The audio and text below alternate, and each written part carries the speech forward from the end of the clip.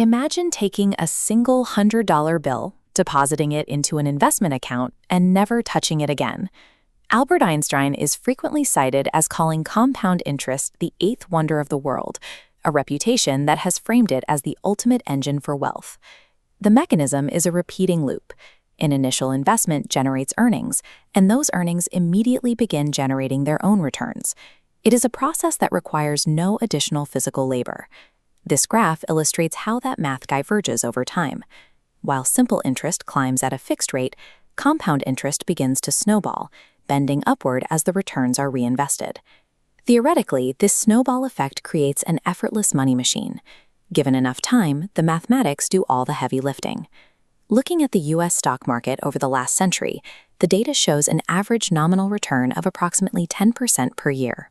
A common mental shortcut called the Rule of 72 tells us that at a 10% return, an investment should double in value roughly every 7 years. If the mathematics of exponential growth are this consistent, why aren't ordinary investors universally wealthy? The answer is found in the gap between the clean equations of a textbook and the practical realities of a human life. There is a disconnect between mathematical theory and biological reality that most investors fail to account for when they start. This diagram shows the formula governing compound growth.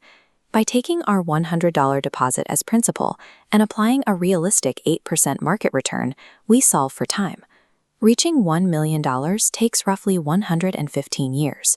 While the math works, a century-long wait outlasts the typical human working career. Chasing unrealistic returns of 15% or more to shorten this timeline introduces enough risk to result in a total loss of the investment.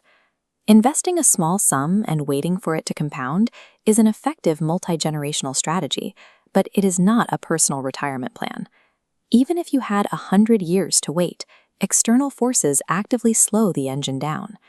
This is the exterior of the Federal Reserve, which targets a 2% annual inflation rate. Because rising prices erode value, $1 million 40 years from now will only have the purchasing power of roughly half that amount today. You must also subtract taxes on gains and investment fees. Historically, mutual fund expense ratios average nearly 1%, eating directly into your yield. These layers of friction push the growth curve down. Heavy bands of inflation, taxes, and fees stack on top of the curve, keeping growth flat for decades. You see almost no progress during the first half of the timeline. This long period of invisible growth is why most people quit. Surviving this boring phase allowed investors like Warren Buffett to see the curve rise. Because of this friction, the vast majority of Buffett's wealth was generated only after he turned 50 years old. To make this math work within a 30 to 40-year career, the strategy must change from a single deposit to a continuous flow. The variable needed to overcome external friction and accelerate the timeline is the future value of an annuity, or making periodic contributions. This chart compares the two approaches. By adding $322 a month to that initial $100 at an 8% return, you reach $1 million in exactly 40 years.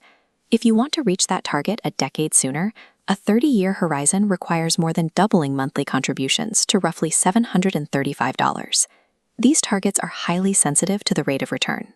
A small increase from 8 to 10% significantly lowers the amount of cash you have to contribute each month. The reality of compound interest is that it isn't a shortcut. It is a partnership between mathematical laws and personal discipline. Compound interest remains an unstoppable engine, but it only produces these levels of wealth when the math is fueled by consistent, active savings.